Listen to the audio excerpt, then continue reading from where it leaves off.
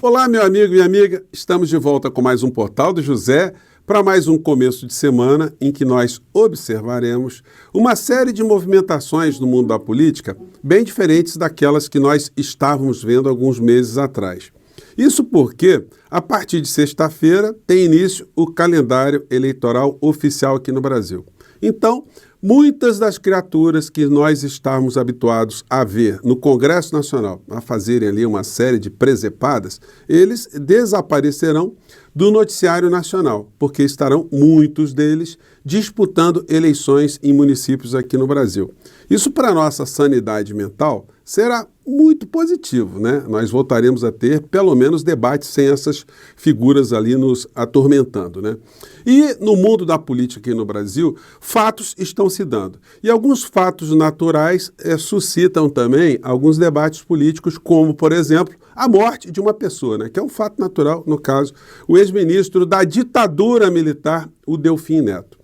O presidente da República fez uma nota de pesar em relação a esse personagem da história do nosso país no pior sentido. Isso está gerando uma série de celeumas nas redes sociais, né? Até onde vai o protocolo de um presidente da República? Nós vimos, algumas semanas atrás, o presidente Lula lamentar a morte de um líder do Partido Comunista do Vietnã. E hoje nós estamos vendo o presidente lamentar a morte de uma pessoa da direita, diríamos até da extrema direita, né? Não dá para dizer assim que Delfim Neto foi um democrata, né? Então, onde vai o limite? Qual o protocolo de um presidente da República? Enfim. E o que a gente pode lembrar do tempo de Delfim Neto para os dias de hoje? Qual foi o legado desse personagem para a história do nosso país e para a economia do nosso país, né? Eu vou trazer aqui para vocês algumas imagens, algumas informações para a gente refletir, né?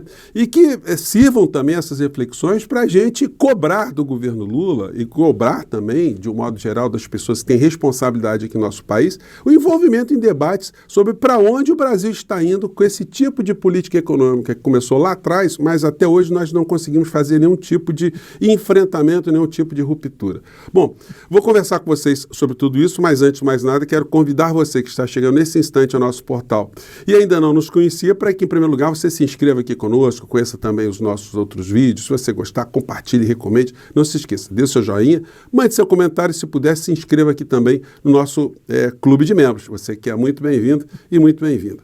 Gente, olha, é impressionante. Por que você não vai para Cuba? Algumas coisas que acontecem em pleno século XXI. Né? Isso acontecer essa numa coisa conversa, do Bolsonaro quando você defende ideias igualitárias, que quando ele você defende subtraiu, um mundo mais justo, português quando claro, né? você Que ele diz que é roubou, possível são deles, ele pode construir uma fazer sociedade o que quiser. Eu não que sei seja tão que desigual bolsonarista vai quanto a acreditar nossa, nessa quanto a história. do Brasil. Conversando Aí vem com alguém algum diz, já que você bolsonarista, gosta tanto, vá até pra eu Cuba. estou me Tanto flagrando ouvir isso, aqui. a gente que tipo foi. de A gente papo não. a gente Eduardo pode Moreira, ter, né? Uma pessoa levar em consideração que um ladrão pode fazer o que ele quiser com o produto do roubo, né? Será que as pessoas não se projetam para essa situação? Será que ninguém nunca sofreu infortúnio de ter ali uma subtração de alguma coisa, o perdimento de alguma coisa, e achar isso natural? Enfim, as joias são minhas, diz Bolsonaro. Só que não são, né?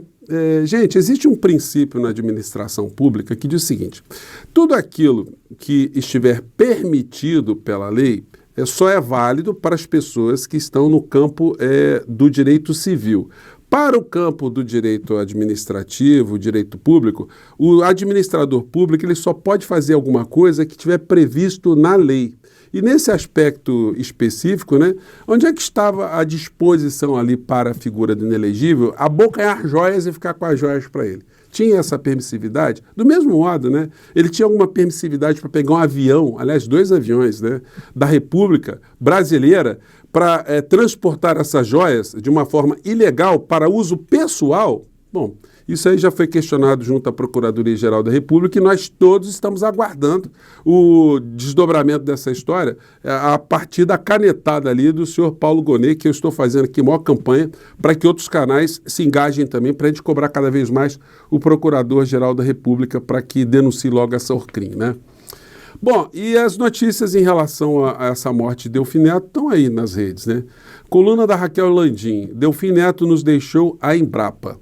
mas nunca se arrependeu do ato institucional número 5. Gente, como é que alguém que nunca tenha se arrependido de uma ditadura que matou pessoas, que destruiu nossa democracia, que deixou nosso país num abismo, como é que a gente pode considerar essa pessoa, enfim, que a gente não deva fazer essa menção? A morte todo mundo sempre tem que lamentar, né? A morte de alguém, ninguém deve desejar a morte de uma pessoa. Mas daí fazer um lamento, aí já vai um lamento, né, institucional, aí, enfim, é por isso que surgem as críticas, né? Como eu comentei com vocês, o presidente Lula publicou uma nota de pesar pela morte do economista Delfim Neto. Isso foi, inclusive, para a página oficial do governo federal, né? Delfim Neto, economista, professor e ministro, nota de pesar. Aí o presidente Lula deixou escrito: Delfim Neto foi economista, professor, ministro da Fazenda. Ministro da Fazenda da ditadura, né, presidente Lula? Do planejamento e da agricultura. Durante 30 anos eu fiz críticas ao Delfim Neto. Na minha campanha em 2006 pedi desculpas publicamente porque ele foi um dos maiores defensores do que fizemos em políticas de desenvolvimento e inclusão social que implementei nos 2 primeiros anos de mandato. Delfim participou muito das discussões de políticas públicas daquele período. Quando o adversário político é inteligente, nos faz trabalhar para sermos mais inteligentes e competentes. Em um curto espaço de tempo, o Brasil perdeu 2 referências no debate econômico do país: Delfim Neto e Maria da Conceição Tavares. Aí também a crítica é pertinente, né? Colocar no mesmo patamar Maria da Conceição Tavares, que foi perseguida, que foi uma economista, que de fato tinha uma visão crítica, né? E atuou dentro do campo do espectro da democracia, com Delfim Neto, que atuou no campo da ditadura. Realmente a crítica tem o seu lugar, né? Fica o legado do trabalho e pensamento dos dois, divergentes, mas ambos com grande inteligência e erudição, para ser debatido pelas futuras gerações de economistas e homens públicos. Meus sentimentos aos familiares, amigos e alunos de Delfim Neto. Luiz Inácio Lula da Silva, presidente da República. Gente, esse tipo de lamento poderia ser endereçado, né, pessoalmente pelo presidente da República, já que ele tinha um afeto, né, para a família lá do Delfim, para as pessoas, enfim, mas institucionalmente acabou tendo essa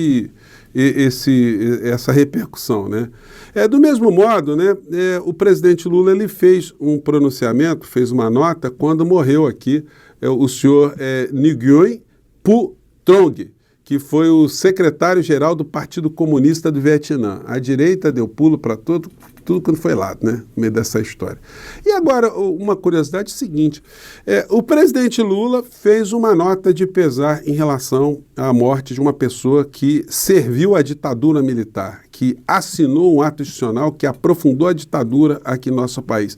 E o inelegível de extrema-direita não falou absolutamente nada da morte de Delfim Neto. Aliás, falando em morte, ele fez aqui, ó, lamentavelmente, até depois de partirem da terra, também haverão mais tributos com a terrível reforma tributária do Lula. Quem paga é o povo. Aí o Bolsonaro bota uma foto aqui, né, de uma pessoa no cemitério.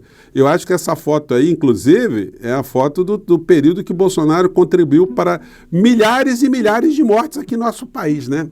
Então a cara de pau, a falta de simancol do inelegível é incomensurável, né? Então ele está aqui lamentando, né, que as pessoas, a reforma tributária do Lula, enfim, né?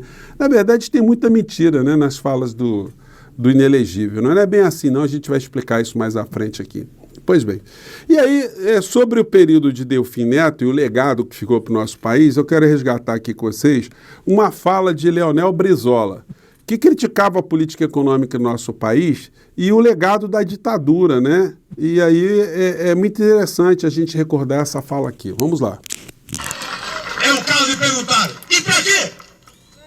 Para empobrecer o nosso povo, para abandonar milhões de crianças nesse país, para nos levar ao arroz salarial, levar a pobreza e a miséria a grandes contingentes do nosso povo, para deixar 10 milhões de casas, para deixar o nosso país endividado de uma dívida tão perversa que quanto mais pagamos, mais devemos, e nos mergulhar neste mar de inflação, levar ao nosso país a crise, a este buraco, a esta fossa em que nos entregaram a nação depois de 25 anos.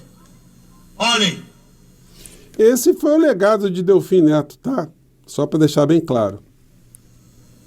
responsáveis por essa ditadura. Filhotes e também filhotes dessa ditadura, que andam por aí se refestelando, pretendendo enganar, envolver, ludibriar a boa-fé do povo brasileiro. A vocês, responsáveis por tudo isto, a vocês, filhotes da ditadura, afastem-se! Então, eu vou deixar esse vídeo aí, se você quiser escutar novamente, né? Tem uma continuidade aqui, mas fica bem patente ali, né? Qual foi o legado para a República Brasileira, para a economia do nosso país, para o bem-estar do povo brasileiro. Mudando aqui de personagem, eu resgato aqui com vocês também uma fala de Enéas Carneiro, né? Ele ficou doente, tirou a barba aqui, enfim, mas ele estava muito ativo nas entrevistas, onde ele fala também desse legado, né? O que aconteceu com o nosso país em relação à dívida pública. Vamos pegar esse trecho aqui. Mas veja, as taxas de juros com que se paga o serviço dessa dívida teriam chegado a 180 bilhões.